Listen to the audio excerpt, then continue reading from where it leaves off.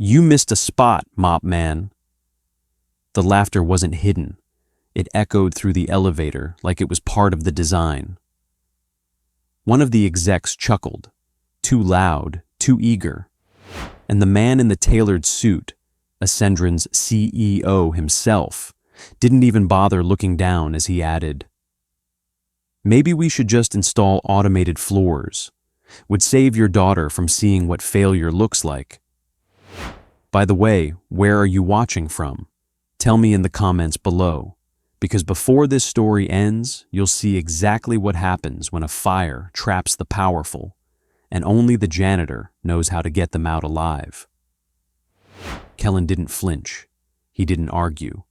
He simply wrung the mop dry and slid the bucket aside as the elevator doors opened onto the 43rd floor. His daughter, Lyra, had heard every word. She stood near the marble planter with her school bag clutched tight, asthma inhaler peeking from the side pocket. Her gaze dropped as the suits filed out. The scent of cologne, replacing the sting of bleach in the air. He walked over slowly, his hand landing on her shoulder like the weight of his entire past. "Come on, kiddo," he said gently. "Time to head home." Lyra didn't speak for the first 4 blocks. She just walked beside him in silence, the way she did on the days she was trying hard not to cry. He never forced words. Some things needed to be swallowed before they could be released. Still, the moment haunted him. Not the insult. He'd heard worse in uniform. But the way it landed on Lyra, the way her breath hitched slightly behind her teeth. He wasn't ashamed of what he did. He knew how to keep a building breathing, how to keep corridors safe, how to reroute power in the dark, how to listen for the hum of failing systems the way others listened for applause. But none of that mattered to men like Maddox Vale. To them, Kellen was invisible unless the floors were sticky, or unless they needed someone to move a body from the executive gym who collapsed after pushing too hard. Like last month. Maddox never said thank you, just told security to get it handled. At home, the apartment was simple but clean. Lyra curled up on the couch with her homework, the same spot she always took, where the sunlight from the broken blinds warmed her legs. Kellen changed into a t-shirt with the faded logo of his old fire unit, almost unreadable now, and made dinner with practiced efficiency. Rice, lentils, egg on top. They ate quietly. "Am I like Mom?" she asked suddenly, halfway through the meal. His fork stopped midair. "You're exactly like her," he said, then added, "Why? She wouldn't care what that man said, would she?" He reached across the table, his palm warm on hers. She would have smiled. Then she would have reminded him she didn't mop floors. She cleared fire lines with her bare hands. Lyra finally smiled. And for now, that was enough. The next morning, Kellen was back in the tower by 6. He liked being early. It gave him time to walk the perimeter alone, to inspect the generator room and the vent shafts on his own terms. Most of the new buildings like this one were built with speed, not precision. That's why he kept his own set of blueprints folded inside a waterproof sleeve in his locker. Not company issued. His. He wasn't just cleaning this place. He was keeping it from falling apart. He noted a faint chemical odor near the west duct line as he wheeled his mop bucket past the 47th floor security checkpoint. It wasn't strong, not yet, but he scribbled a note on his clipboard and flagged it to internal maintenance. They'd ignore it, he knew. They always did. But he'd be ready. He'd be ready, even if no one else was. By the time the executive floors started filling up, he was already in the south stairwell, wiping down handrails and checking for temperature inconsistencies near the gas lines. No one noticed him. They never did. That was the gift of the uniform. He could move anywhere, see everything, and nobody thought twice, not until they needed him. "Janitor," a voice barked from behind. Kellen turned, already knowing who it was. Maddox Vale stood at the top of the landing, sleeves rolled up like he'd done real labor that morning. "That report you filed about duct fumes, maintenance says it's nothing." Kellen gave a short nod. "Understood. You people always detect something when there's a company party, don't you?" Maddox added with a smirk. "Try not to stir up drama today. We've got foreign investors flying in." He didn't respond, just walked back down the steps, one gloved hand trailing the steel banister. Down below, Lyra would be arriving in a few hours. She usually waited in the lower lobby's reading corner after school. Ascendron's building was safer than the surrounding blocks, and Kellen had cleared the arrangement with front desk security. He knew every vent, duct, pipe, and circuit of this place. What he didn't know, what gnawed at him, was how close the whole thing was to becoming a box of flame. He smelled it again by noon, slightly stronger now, more than chemical, hot plastic, like something deeper was cooking beneath the walls. He logged another report. No response. That evening, the rooftop was dressed like a cathedral. Glass pillars shimmered under strings of imported lighting. Waitstaff in white gloves buzzed between rows of designer suits and haute couture dresses. Ascendron's 10-year gala was in full motion, and Maddox basked in the center of it all like a sun. Kellen stayed on standby 2 floors down, near the freight elevator, making sure the kitchens and rear corridors stayed clean. Lyra had texted him an hour ago. "Lobby feels weird, kinda smells like burnt rubber." He frowned, typed back, "Stay near reception. Keep inhaler close. I'll check soon." He stepped out onto a side access balcony and stared up at the rooftop edge. Somewhere, above, music drifted on the wind. Laughing voices, toasts clinking. Nobody knew. Nobody would believe him, even if he said it aloud. "Why do you stay here?" Regina Armitage's voice broke the silence beside him. He turned slowly. She was Ascendron's PR director, young, sharp, and always watching. Unlike the others, she used names. She looked at people, maybe not with warmth, but with awareness. "Because this building talks," he said finally. "You just have to know how to listen." Regina tilted her head. "Is something wrong?" He hesitated. "The ventilation systems aren't behaving right. Multiple hotspots. Unexplained pressure drift in the lower levels. Could be faulty sensors, or something's about to go wrong." He nodded once. "Have you told Maddox?" "I file reports," he said. "Nobody reads janitor logs. Not until someone stops breathing." She didn't smile, just held his gaze for a moment longer. Then her phone buzzed. She checked it and was gone before he could say more. He didn't blame her, but he also didn't stop moving.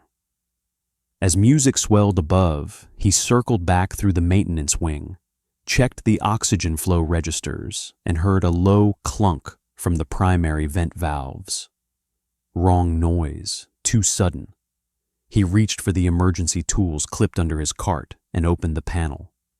Heat, raw and pulsing. He snapped the cover shut, pulled the manual override lever, and opened his radio. But it was already too late. A concussive boom cracked through the upper levels. Lights flickered. The freight elevator screeched to a halt between floors. Then silence. Alarms didn't trigger. That was what scared him most. Subscribe if you want to know exactly what happened when the rooftop doors jammed shut, and who the first person to scream wasn't. He took off running.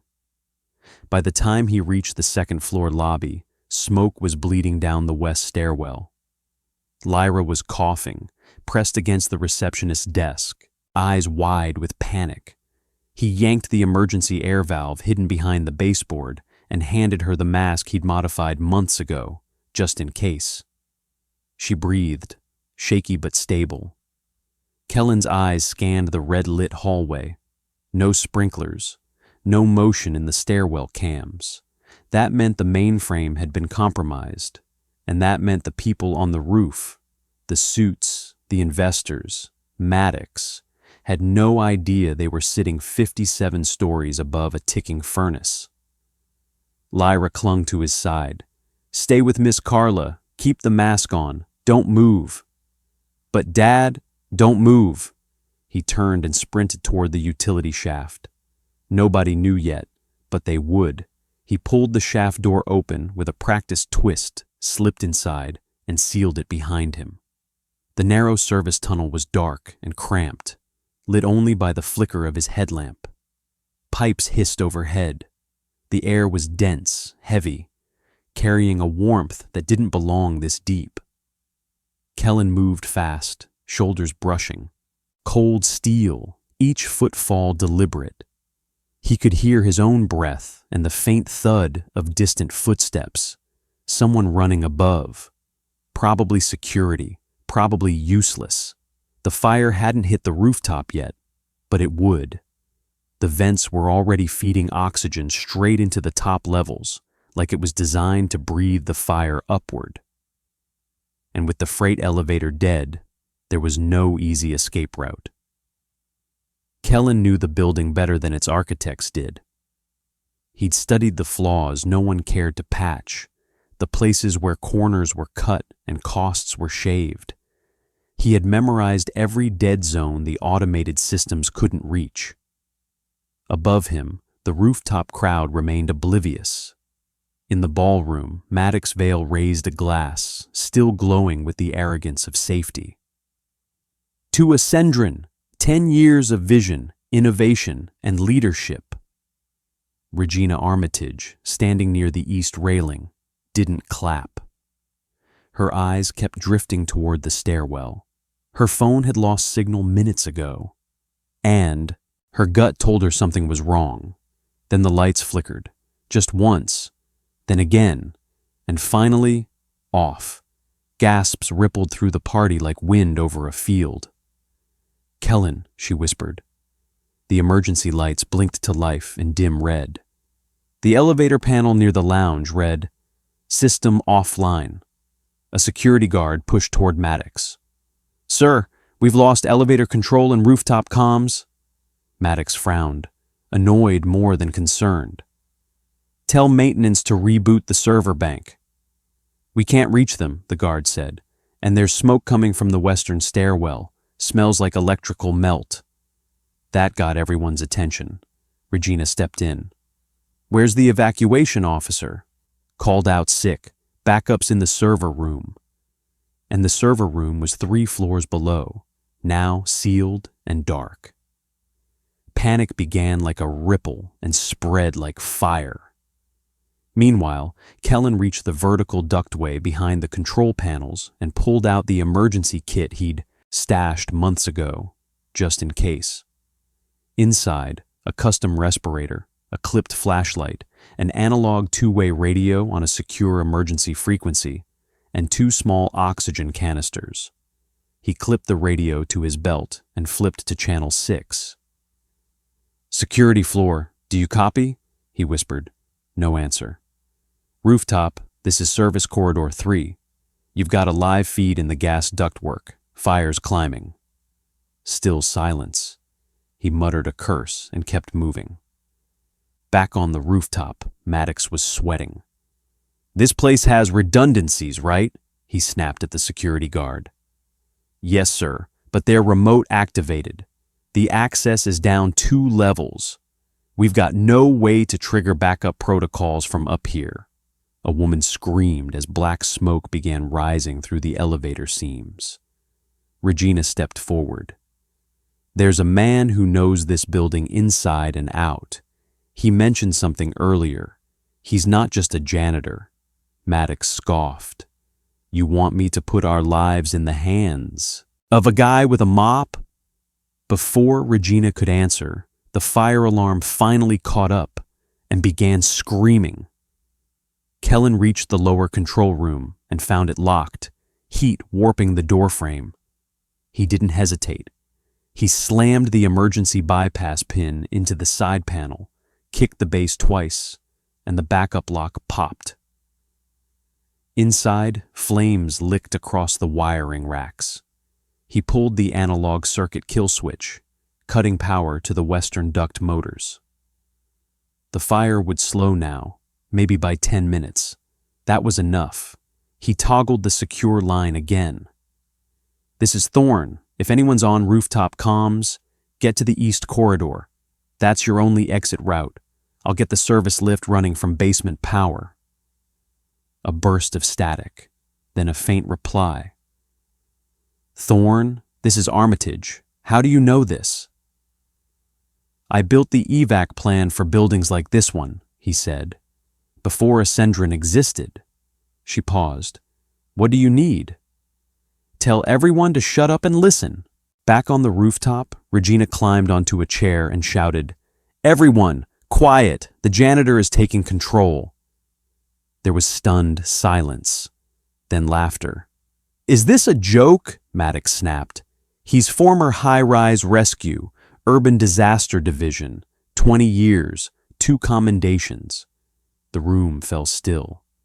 Kellen's voice buzzed through her radio again. "If you want to live, follow my instructions. No questions." Maddox stepped back, visibly shaken. For the first time in a long while, he wasn't the one giving orders. The rooftop had changed. It wasn't a party anymore. It was a containment zone. Smoke curled at the seams of the doors. Heels clicked erratically as people paced or froze, unsure what to believe. The scent of burnt plastic crawled into every breath. Somewhere, someone was crying behind a champagne bar. Regina held the radio up, voice steady. "He says East Corridor. Follow him if you want to get out." Maddox looked at her like she'd lost her mind. "You're turning over crisis management to a janitor? We have trained security." "They're gone," she snapped. "Locked out or hiding. He's the only one who's given a clear plan." He stared at her, and for the first time, his confidence cracked. Behind him, a burst of heat rattled the rooftop southern access doors. A few guests screamed. The smoke was thicker now, visible, black. "Fine," he muttered. "But if he gets us killed..." Regina didn't wait. "Everyone, to the east stairwell now. Hands on shoulders. No pushing." Back in the service corridor, Kellen was already cutting across the vertical shaft, wrenching open the emergency pressure valve behind the east lift. He had minutes. The oxygen feed was running dangerously rich. If the next control box failed, the entire duct system would flash. He jammed a breaker into the intake loop, forcing the airflow back toward the northern shaft, giving the east corridor just enough breathable space. The override light blinked once. Green. He keyed the radio again. "Stairwell 5 is safe for now. You've got 20 minutes before backdraft risk," Regina's voice replied instantly. "Copy. We're moving." He checked the generator room display. Manual readings only. Basement ventilation was compromised, but not collapsed. That gave him one more option. Activate the abandoned dumbwaiter shaft near the archival server room. He'd been warned never to use it, but nobody told him why. Probably because no one else remembered it existed. He needed that shaft clear for the final evac, especially if the rooftop doors sealed from heat expansion, because when that happened, no elevator or stairwell would matter. Only vertical descent. He sprinted. On the rooftop, Regina led the line like a drill sergeant. Her voice didn't shake. She didn't look back. "Move! One hand on the rail! Do not let go!" Behind her, Maddox followed, silent now, coughing. The smoke was turning, metallic, burning at the eyes. His cufflinks were hot to the touch. He loosened his collar, sweated through silk. They passed the decorative water feature near the stairwell, now bubbling and steaming unnaturally. Guests began to understand. This wasn't smoke from a kitchen. This was the kind of smoke that melted pipes. At the corridor threshold, one of the guests panicked and turned back. Regina grabbed him. "Do not run. If you go the wrong way, you die." They believed her. No one questioned the voice coming through the radio anymore. Down on the 15th floor, Kellen reached the archive room. It was locked. Of course it was. He reached under the panel, twisted the access plate with his multi-key, and used the emergency override protocol every disaster unit had learned before it was phased out of training. The door hissed open. Inside, the old shaft waited, lined with rust and forgotten wiring. A breeze drifted upward, faint but steady. That meant the path was clear. He clipped in, rappelled down the side ladder 3 floors, and reached the ground-level pulley switch. It groaned when he turned it, but it moved. The last lifeline was now ready. He just hoped they wouldn't need it. Back upstairs, the group hit the stairwell and descended in bursts. 2 people fainted. 1 vomited. Another tried to make a call. No signal. Another began praying. Regina didn't speak anymore. She just kept walking, guiding, counting. By the time they reached floor 38, the wall behind them gave a muted boom. A panel burst outward, hurling melted wiring onto the stair. Screams echoed. "Keep going," Regina barked. "It's behind us, not under us. Move!" Maddox was pale now, panting. His shoes were soaked from someone's spilled drink, and his watch had stopped ticking. For the first time in his life, he didn't know what time it was, or what decision to make. He was just following. Regina keyed the radio. "We're passing 37. Smoke. Thickening," Kellen replied. "Brake left at 32. Maintenance crossover. I'll meet you at 28. The line cut off briefly. Static. Maddox turned to Regina. "You trust him. I've seen more leadership from him in 15 minutes than I've seen from you in 5 years. He didn't argue, just kept moving. In the dark, the janitor was waiting. He stood at the crossover junction on the 28th floor, shoulders square, eyes locked on the stairwell door. The corridor was dim, lit only by a red emergency bulb overhead. Smoke had already begun seeping down the stairwell vents, slow but steady, whispering of what was still coming. Kellen tightened the straps on his rebreather mask and listened. The muffled footfalls, the ragged coughing, the distant shouting, closer now. Then the door creaked open. Regina burst through first, gripping the rail. Her blazer was soaked with sweat, mascara streaked. She pointed behind her. "They're coming." But 2 collapsed. No oxygen left. Kellen moved without hesitation. He passed her the backup canister, clipped to his vest. "Start converting people through the crossover. 30-second hallways clear." She nodded, already pulling people into the auxiliary hallway behind her. Maddox appeared next, staggering, face gray. When he locked eyes with Kellen, his lips parted like he wanted to say something. He didn't. He just followed orders. "Kellen," Regina shouted. "One of them's not breathing." He turned. A young investor in a velvet jacket was crumpled near the doorway.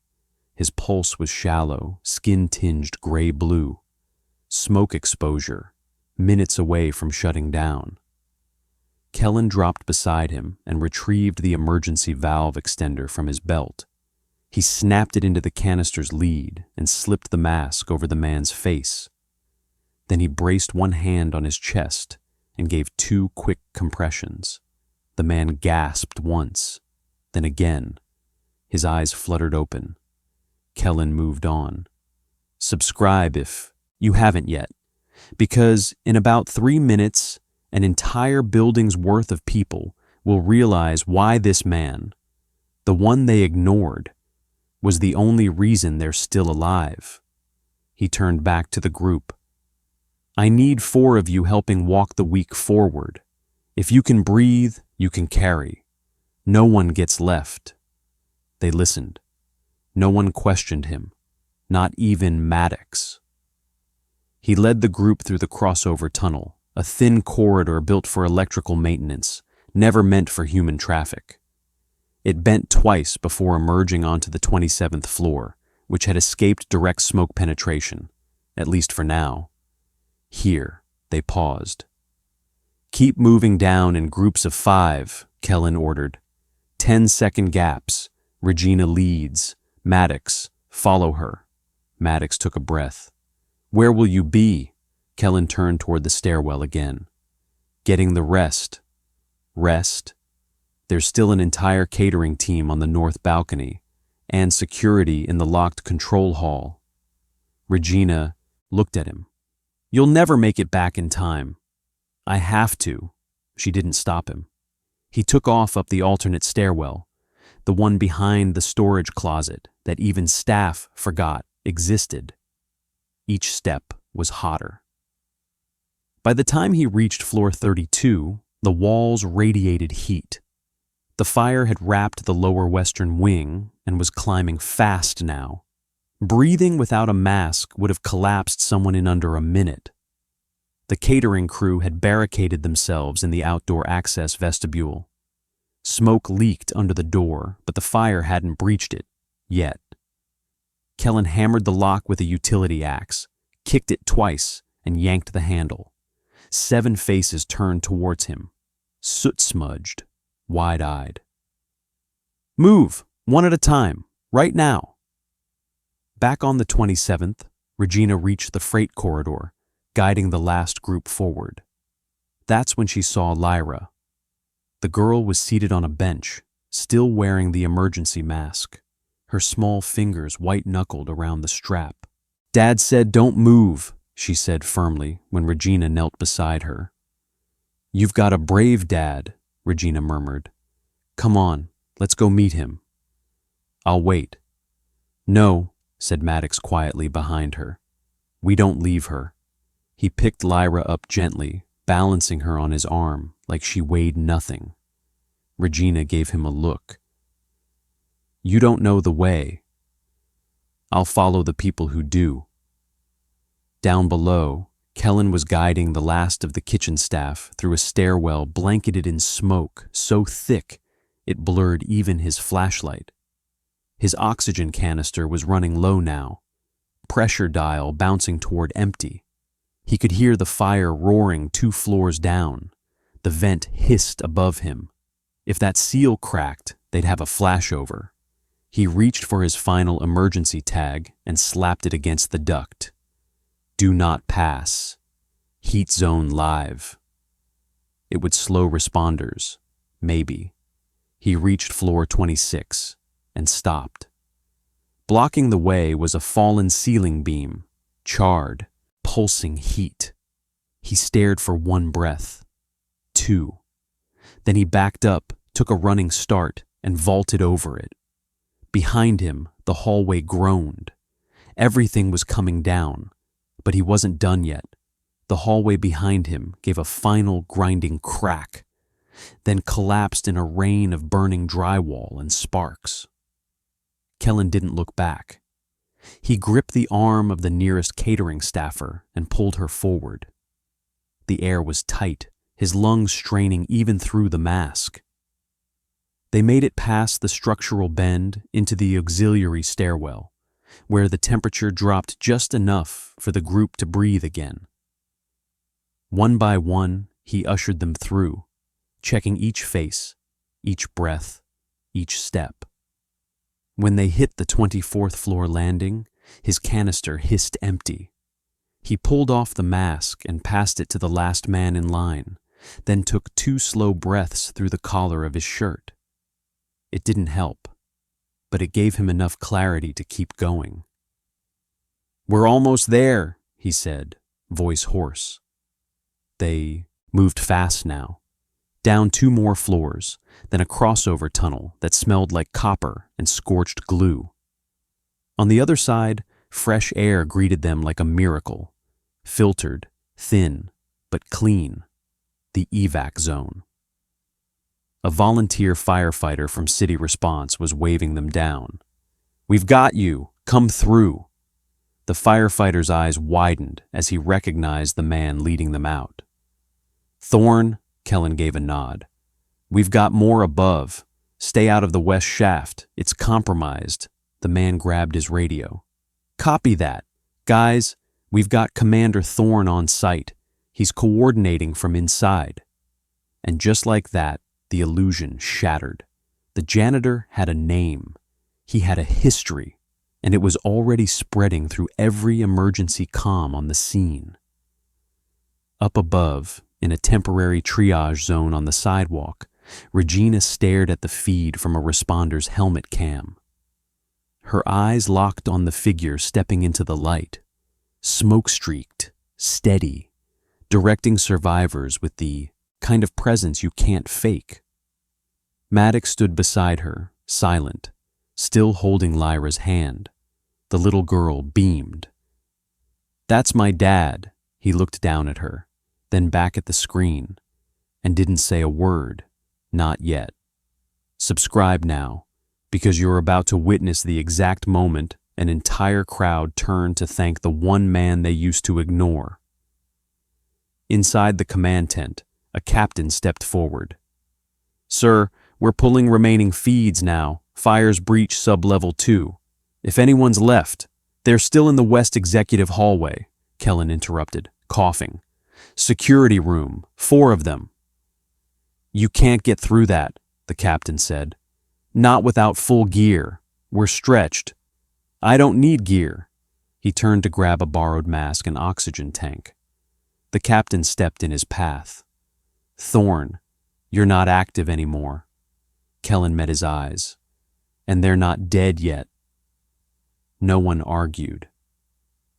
Back on the 28th floor, Maddox paced, glancing at the smoke stains on his cuffs. He finally spoke. "He was always like this, wasn't he? All this time." Regina didn't answer. She just kept watching the screen. Below, Kellen re-entered the shaft system with a backup radio and a thermal map drawn on his palm. He moved with urgency now, no hesitation. Every motion was fluid, born from hundreds of drills, hundreds of real disasters. His mind narrowed to corridors and pressure differentials, duct flow speeds, likely flashpoints. He hit the server corridor at 21, passed it, then entered a maintenance bay through a vent panel no one had touched in years. The lock jammed, so he used a crowbar. Behind the next wall, the executive security office. He tapped the wall once, loud. "Anyone alive in there?" a frantic voice answered. "Yes, please, we're locked in. Smokes." "I'm opening it. Stay low." He pried open the frame and crawled in. 4 people, 1 injured, 2 coughing hard, 1 trying to manage, a radio that didn't work. He handed them the spare tank. "1 breath each. Pass it quick." They obeyed. He looked up at the ceiling.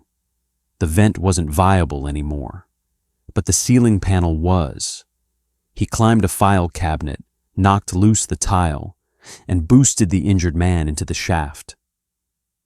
"You crawl 10 feet, exit to the ductway with red tape, turn right, wait there." One by one, he sent them up. He was last. As he climbed, a blast sounded from the hallway. The floor quaked beneath him. He pushed through the ceiling opening, coughing.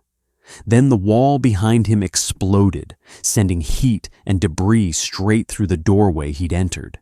Seconds too late. and they all would have died.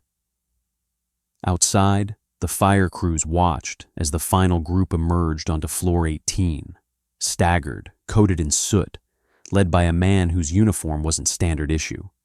Helmet off, sleeves rolled, chest heaving, but steady. Maddox saw it through the feed. Kellen wasn't just a janitor.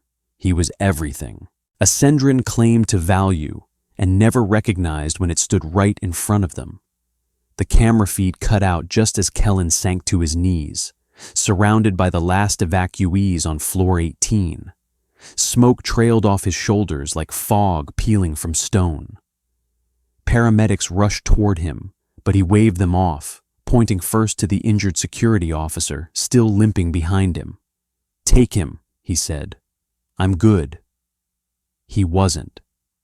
But there was no room for collapse.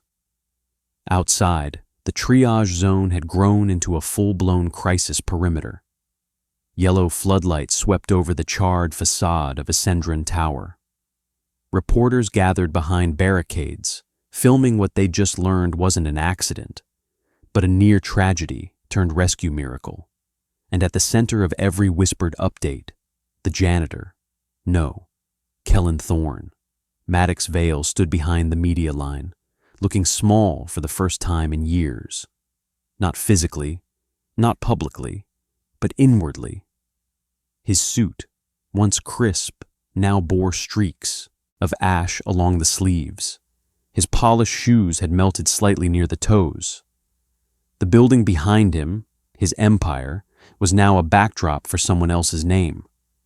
Lyra tugged at his hand. "You okay, Mr. Maddox?" He looked down. She was calm, even after everything. "Your dad. He saved all of us," he said. She nodded. "I know." Regina appeared beside them. She hadn't left the monitors all night. Her voice was low, but direct. "Press is going to want a statement. They're asking for the man who ran the rescue." Maddox glanced toward the tower again. "He's still in there?" Finishing what no one else could. In the stairwell, Kellen leaned against the railing, catching his breath. His knees shook, but he pushed forward. He had one last stop, the utilities control room on floor 12. If the fire breach pushed past the server vault and the secondary fuel cell wasn't shut down, the east wall could go. He didn't tell anyone that part. He didn't want the cameras to see him fail if he couldn't get there in time. He moved slower now, one step at a time, past scorched insulation and walls that bled black. Pipes dripped water overhead, burst sprinklers finally discharging after system delay. His gloves were half melted. The collar of his shirt had fused to the base of his neck. But the fire didn't scare him. Failure did. Not being able to look Lyra in the eye, not being able to say, "I finished the job." When he reached the panel room, he found the main valve already glowing, a flickering orange that meant heat had reached the junction. 10 minutes left, maybe less. He dropped to his knees, unfastened the rusted bolts, and exposed the panel's core. It was older than expected, manual crank, no touchscreen, no biometrics, just torque and timing. He rotated the gear, each click a grind against blistered palms. His vision blurred, his chest burned. Then, snap!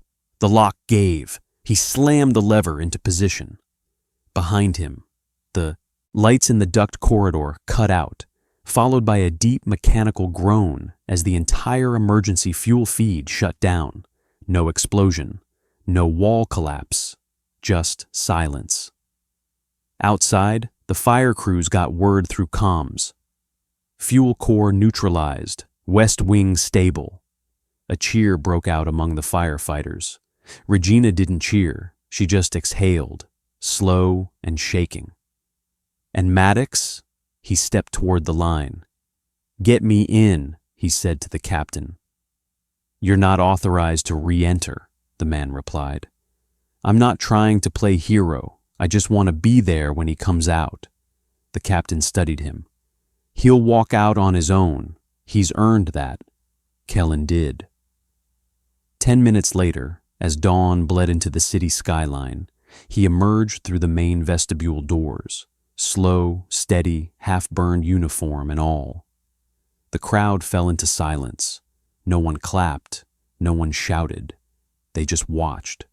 Because sometimes silence says more. Lyra broke into a run.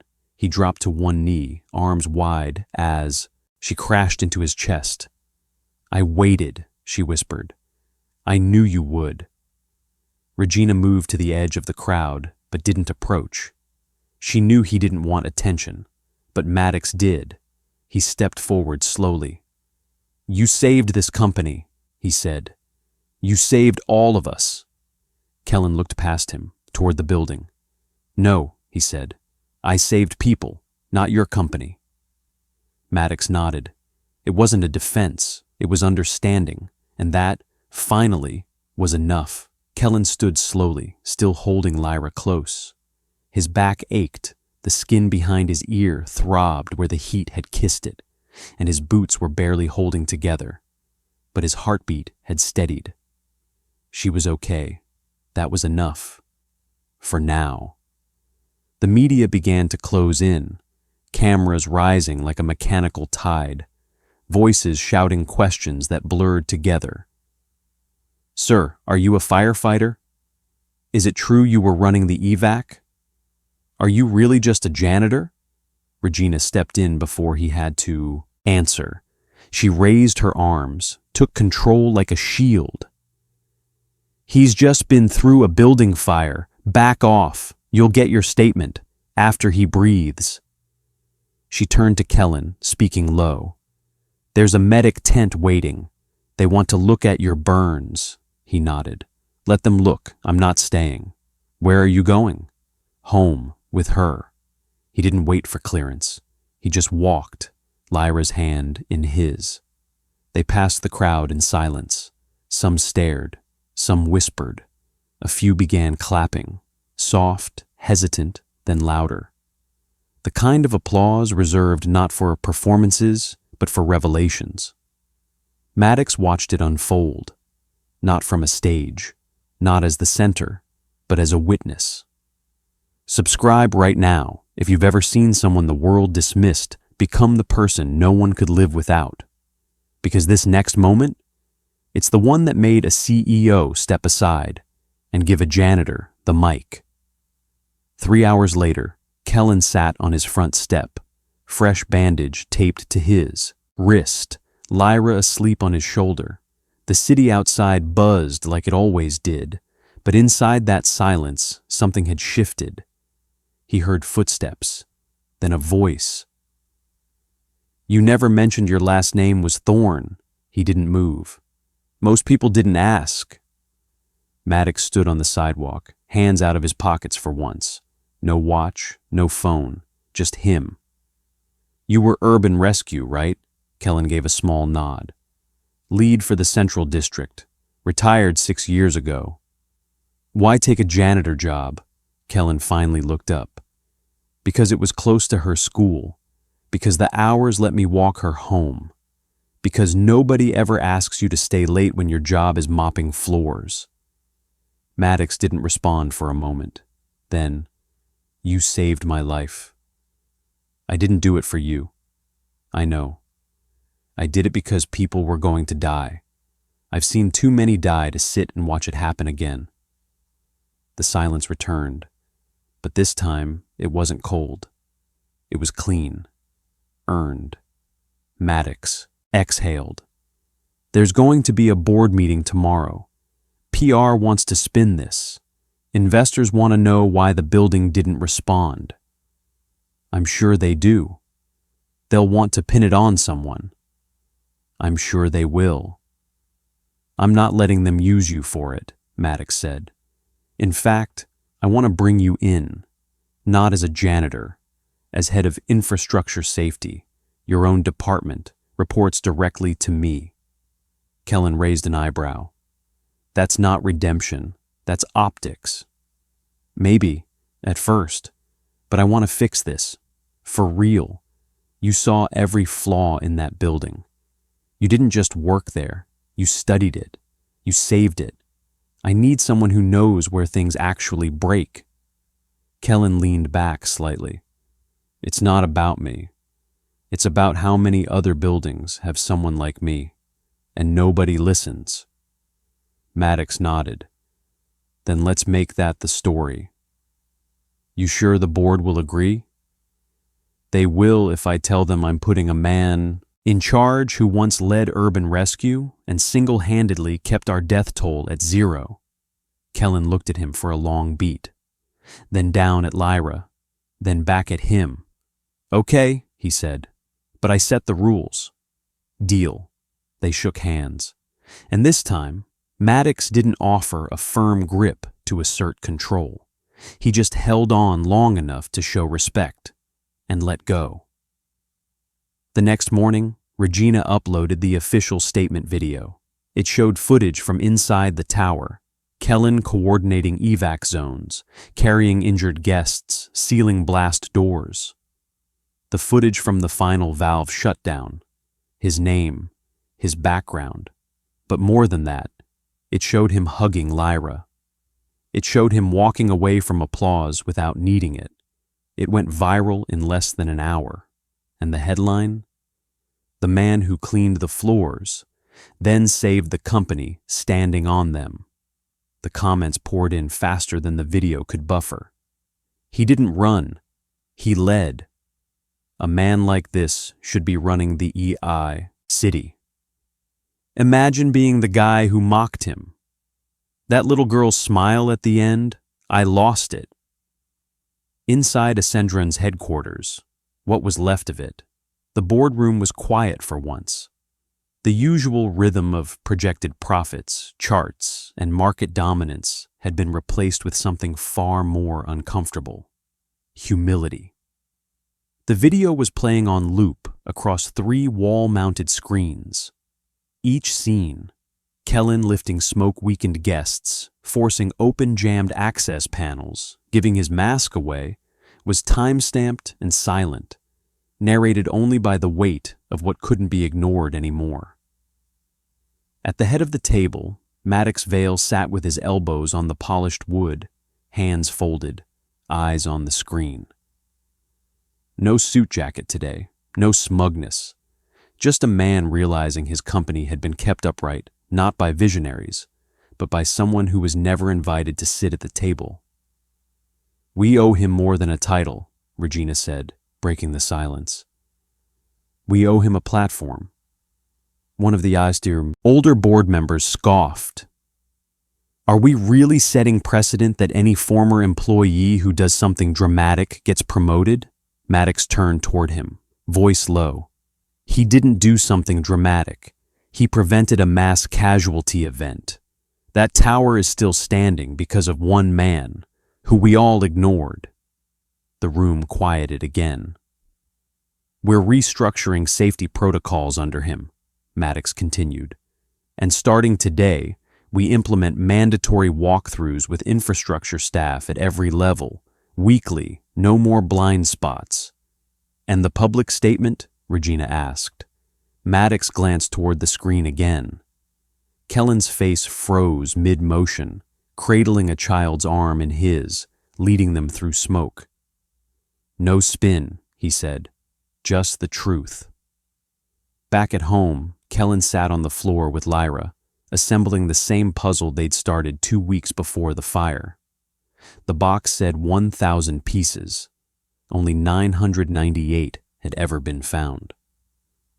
She nudged the edge of a curved sky fragment into place. "They keep calling," she murmured. He nodded. "I'm not answering." "Why?" "Because I don't need their praise. I just need this," he said, tapping the puzzle and then her shoulder. "You, here, safe." She smiled, then leaned her head on his side. The knock came just after noon. He opened the door slowly, expecting media. It was Maddox, alone, carrying something. "I brought this," he said, lifting the wrapped bundle. Kellen unfolded the cloth. Inside was a plaque, burnished brass, heavy. In honor of Kellen Thorne, guardian of Ascendron Tower. He stared at it for a long time. You didn't need to bring this.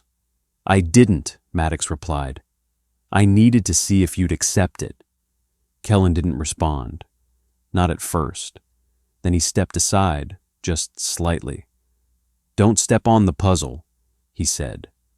Maddox grinned faintly and stepped in. The apartment was smaller than he expected, but warmer somehow, quieter. I was going to offer you a driver, Maddox said, but I figured you'd say no. You figured right. Well, he said, setting the plaque down gently, the company has created a foundation in your name. Kellen raised an eyebrow. Emergency housing grants, education funds for children of first responders, infrastructure retraining for veterans. You get full control of it. You're serious? I've never been more. There was a pause. Then Kellen asked, why? Maddox looked at him evenly. Because when the fire came, the walls didn't save us. The tech didn't save us. You did. And I realized maybe companies like mine don't build futures. Maybe we've just been standing on the backs of people who do. Kellen didn't offer a reply. He simply walked to the kitchen and poured 2 glasses of water. They sat in silence. For the first time, they were just 2 men. Not a CEO and a janitor. Not a boss and a subordinate. Just 2 men who had been inside the same fire and emerged different. Down the hall, Lyra's voice rang out. Dad? He stood up. Yeah? I found the missing piece. Kellen smiled. He turned to Maddox. That's the only title I care about. Maddox nodded. Understood. And when he left, he didn't offer a handshake or a contract. Just a quiet nod, and the decency to close the door gently behind him. The door clicked shut, and Kellen stood for a moment in the quiet. He looked at the plaque still resting on the counter, its polished surface catching a streak of sunlight. Guardian of Ascendron Tower. He didn't feel like a guardian. He felt like a father who did what he had to do. He turned, rejoined Lyra on the floor, and let the silence return to its natural rhythm. The one where puzzles got solved slowly, one piece at a time. That night, while she slept, curled into the blanket on the couch, Kellen finally checked his phone.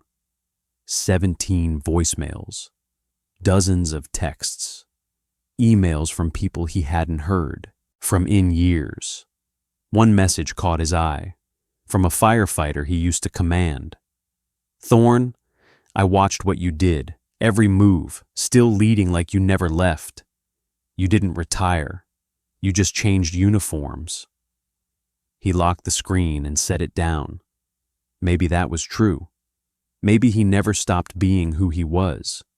He just stopped expecting the world to notice.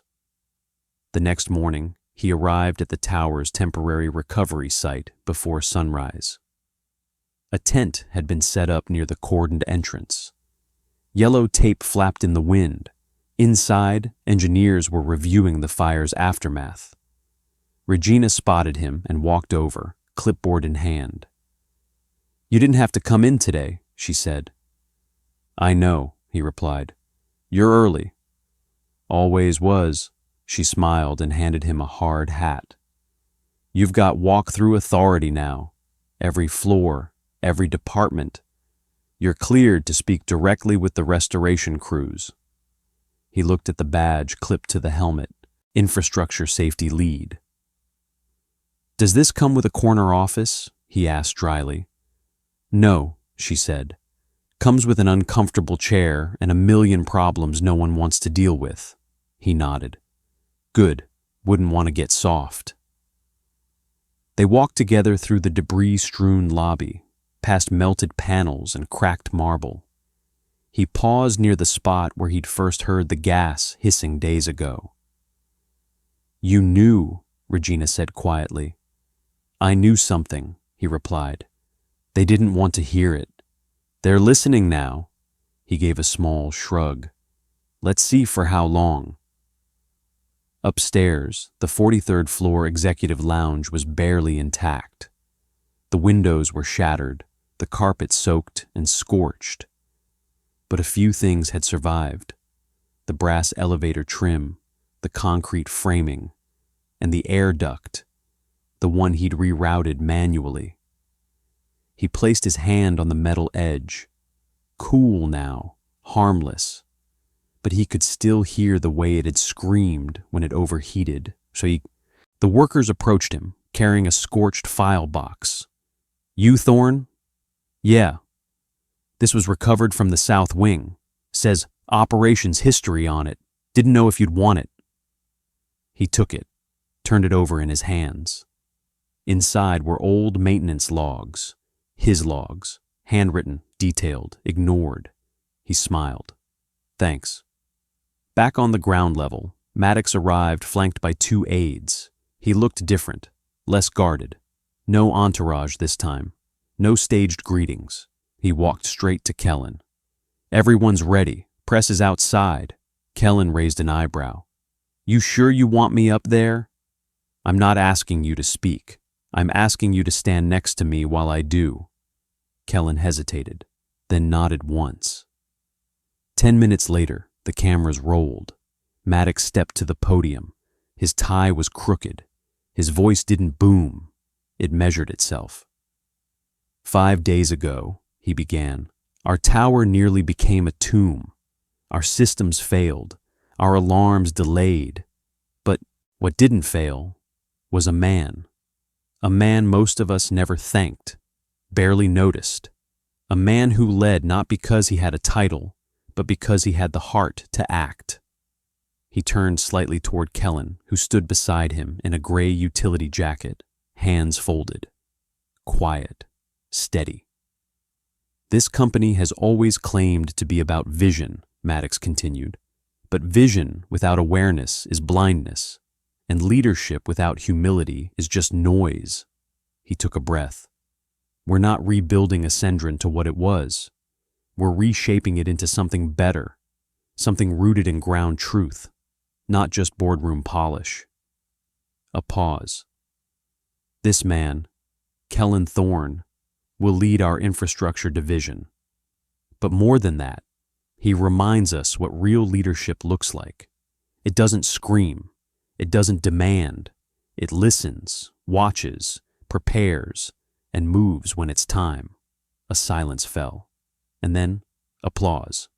Not for Maddox, not for the building, for the man who once pushed a mop through those halls, now standing exactly where no one ever thought he would. Kellen didn't bow, didn't wave. He just nodded once, eyes steady, then stepped down from the stage, quietly, like always. The applause faded as Kellen stepped off the stage, weaving through the crowd of executives and press like he was just another part of the building. No spotlight followed him. No microphone chased him down. And that was how he wanted it. He crossed the plaza where recovery crews were assembling steel scaffolding and duct lifts. The wind shifted, carrying the faint scent of scorched wiring. But beneath it, something else. Fresh paint. Rebuild had already begun. Regina caught up to him near the curb, holding a folded paper in one hand. "They want to name the East Corridor after you," she said. He didn't stop walking. "That doesn't change the way they treated me before." "No," she agreed, "but it might change how they treat the next person like you." That made him pause. She handed him the paper, a draft. "Thorn Passage, dedicated to those who carry us silently." Kellen stared at it for a moment. "Make it for the whole night crew, not just me." Regina smiled. "Already did." Across the street, Lyra waved from the bench where she sat with her sketch pad, legs swinging off the edge. She'd drawn something, a figure in a uniform standing in front of a burning building, holding hands with a small girl. It wasn't a heroic pose, just steady. "I missed art class for this," she said as he approached.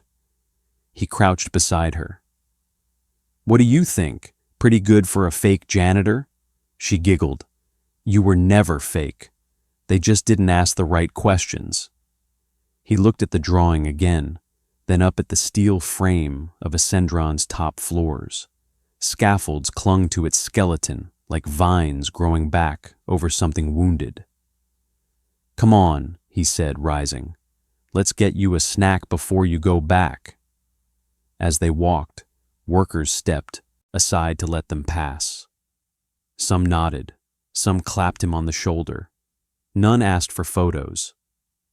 They didn't need to. He'd already said everything with his actions. Subscribe right now if you believe leadership has nothing to do with titles, and everything to do with showing up when it matters.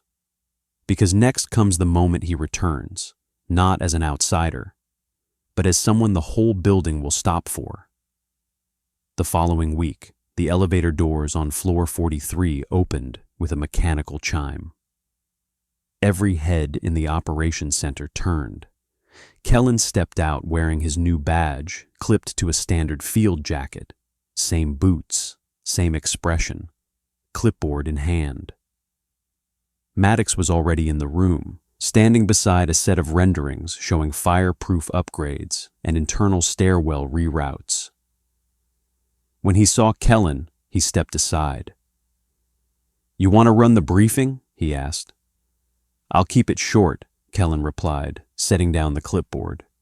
He scanned the room. Young engineers, department heads, people who still weren't sure what to make of him.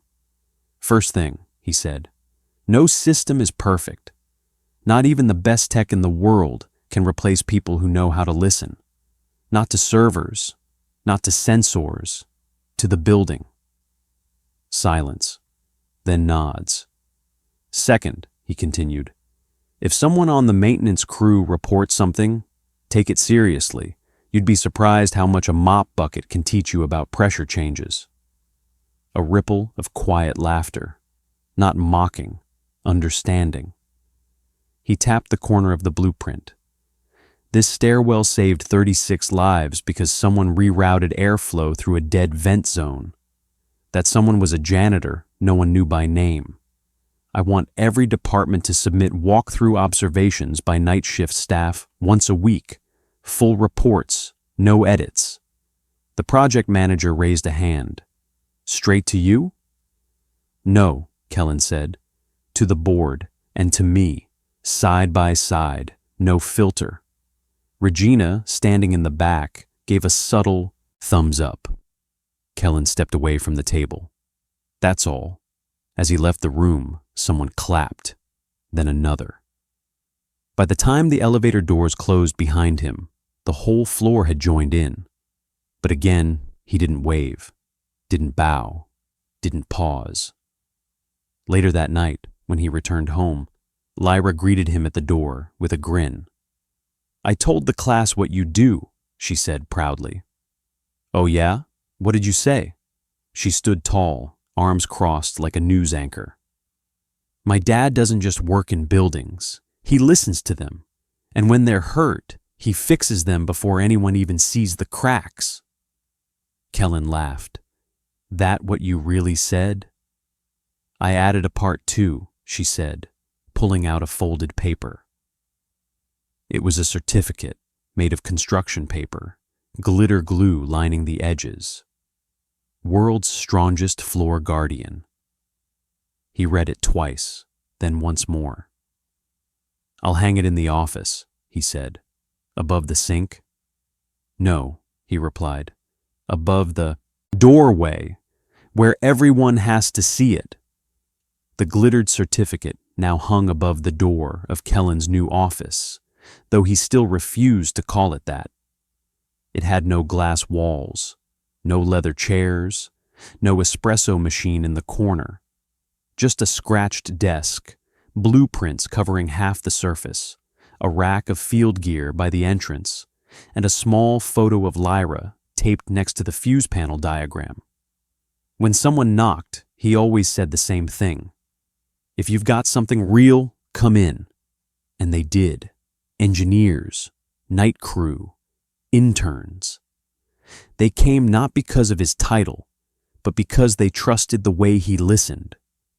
Because he answered every question without judgment and expected the same in return. Because he remembered what it felt like to be the last person in the building anyone looked to, but the first they would need when it all fell apart.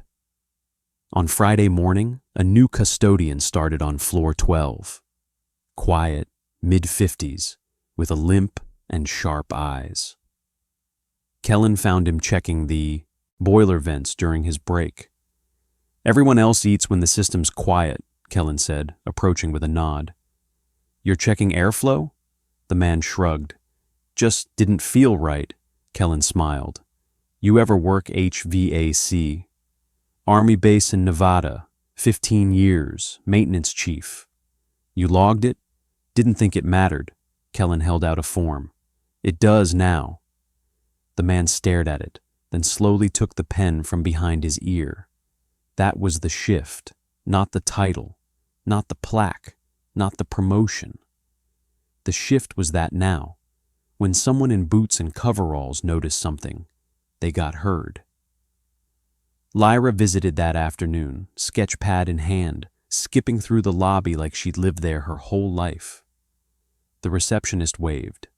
So did two engineers. One even asked her about the fire poster she drew for the safety board. Kellen met her by the elevator, holding her small backpack like it was full of gold. You've got a meeting? She asked.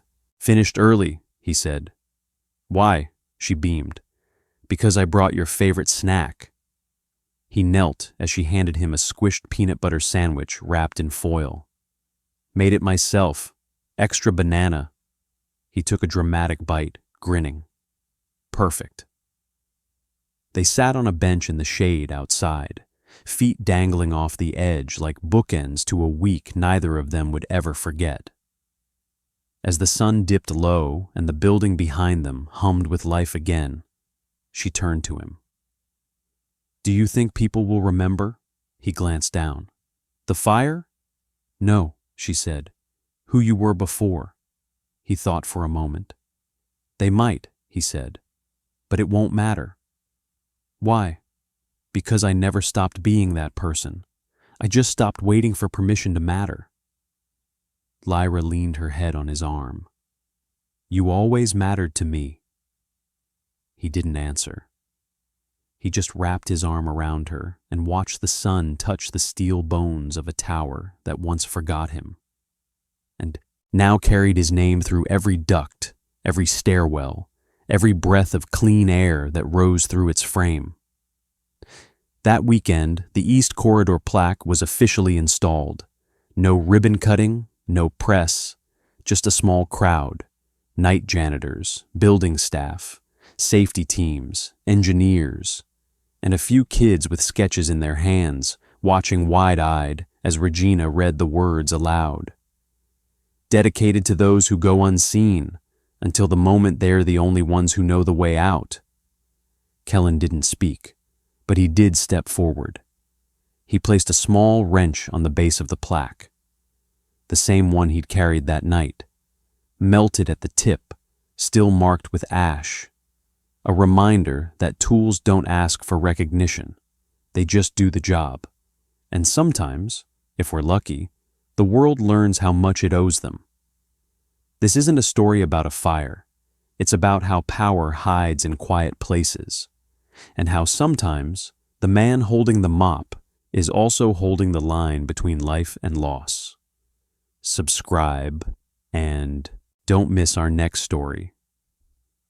Blind date laughed at my clothes, then froze.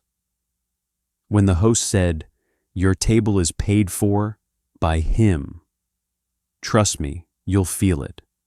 And tell me in the comments, what injustice should we tackle next?